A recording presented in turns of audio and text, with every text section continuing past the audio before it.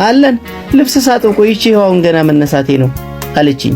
የውስጥ ሱሪዎቿን እንደገና አሰብኳቸው። አዎ አየሁ እኮ በይ ልግባ ብዬ በሬን ገፋ አድርጌ ገባሁ። ሚስቴ ቡና እያፈላች ነው።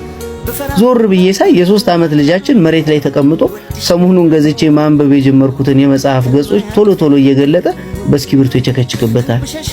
እንዴ ምን ነው መጽሐፉን ተዋያቱም እንዴ ብዬ ሮጬ ነጠቅኩት። ገና ከመግባት አርፎ የተቀመጠው ልጅ ታስለቅስብኛለህ?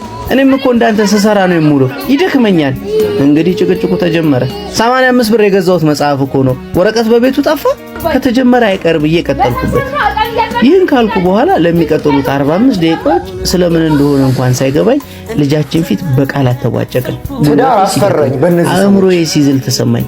ለወራት የቤቱ ህግ ይሆናል። ከዚህ በኋላ ምኑንም እያነሳች ስትጮህብኝ ባላወቅኩት መንገድ መስማት አቆምኩ። አያታለሁ እየጮኸች እንደሆነ ይገባኛል፣ ግን አልሰማትም።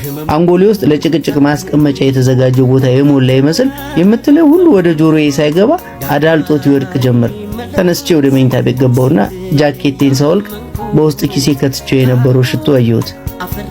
ተነስቼ ልሰጣት በፈልግም በሽቶ አርከፍክፌ ቤት ውስጥ የሚንቀለቀለውን የነገር እሳት ለማጥፋት በፈልግም አቅም አንሶኝ ጋደም ባልኩበት እንቅልፍ ጣለኝ። ስጦታውን ሳይሰጣት ተኙ።